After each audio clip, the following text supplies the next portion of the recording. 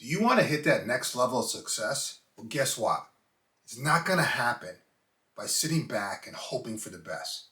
You have to invest in yourself. You got to put in the work and you got to push the boundaries. Today I'm going to break down what this really means. Let's dive in. The best investment you can make is in yourself, period. Let me ask you this. You have a new year in front of you. What are you going to do with it? Today, I want to give you my top 10 suggestions to make this year the year you achieve breakthrough success. 1, know your why. See, first off, let's get clear on your why. Why'd you go into leadership? What's driving you? What impact do you want to make? Why is that even important to you? See, these are some core questions that you need to answer. Your why is your compass. You have to know why something's important to you if you want to achieve it. 2, set clear, no bullshit goals. See, when setting goals, challenge yourself to eliminate all the bullshit ones. See, I'm a big fan of quarterly goals and then breaking them down into actionable commitments that I can take each month. And I will openly admit that I have to resist the temptation of being overzealous. And I'm confident I'm not alone here. You want goals to be your friend, not something that weighs you down. Focus on setting goals that, while challenging, are also achievable, and then make a personal commitment to hitting them with no excuses. I talk about this a lot in our community, so DM me if you want some access to the tools that I use to make this process extremely simple. 3, your health is non-negotiable. See, in my opinion, we don't talk about managing our health enough. We all need to take better care of ourselves. See, as leaders, if we're running on empty, we're no good to anyone.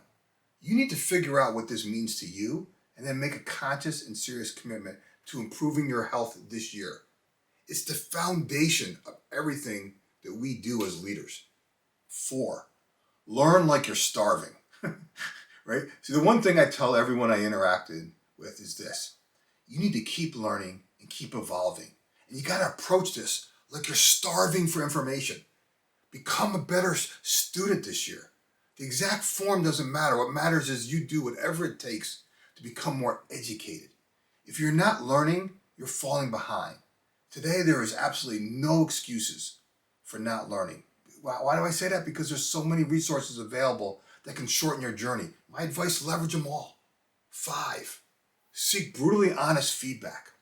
See, everyone I know who invests in themselves share a common trait. They seek brutally honest feedback from those they trust. Ask more unfiltered feedback this year. Listen and use that feedback to adjust your tactics and enhance your leadership. In my opinion, feedback is gold, especially from those you trust, because they're going to tell you exactly what you need to do to improve. So you might as well ask for it. 6, build a strong network. Your network is your net worth. See, I tell that to my kids all the time. It doesn't matter how talented you are. You need allies to shorten your journey. Make this the year that you expand your network. Get involved in new groups. Join masterminds of peers and mentors of those whose input you value. See, this is one of my favorite go-to moves. I join masterminds to meet new people and to learn from them. I view them as my sounding board, my advisors, and sometimes my reality check. See, their insights are invaluable for growth, and I encourage you to join as many as you can. 7, adapt, and adapt even more. See, most coaches who do what I do will spend a ton of time on goals. And don't get me wrong, goals are great. I love them. As I mentioned earlier, I'm a big fan of setting clear and challenging goals on a quarterly basis. But let me be really clear. See, I consider goal setting a cost of entry. The main skill that you need to develop as a leader is the ability to adapt. I can't emphasize this enough. See, plans change, and so should we. Right? You must learn to adapt quickly and pivot when necessary. Flexibility is a hallmark of great leadership and something you should be teaching your team as well. 8, bold courage. Let me ask, are you playing it safe? If so, that's not how you're going to grow. I encourage you to take risks, make bold moves, and have the courage to take one bold step forward. Yes, you're going to make mistakes, but that's where the real lessons are. Get comfortable being uncomfortable. Catch yourself being paralyzed by the need to define all the steps forward before taking them. All you need to define is the next courageous step. See, my dad taught me that at an early age, and it has served me well. 9, reflect religiously. Leaders need to make time to reflect. What's working? What's not? Be brutally honest with yourself. What should you start doing? What should you stop doing? What should you experiment with? Right? What are you willing to commit to in the next week? See, these are the questions I ask myself every Saturday morning, and I encourage you to do the same. 10. Join our community. Right? As a leader, how you show up sets a tone for everyone around you.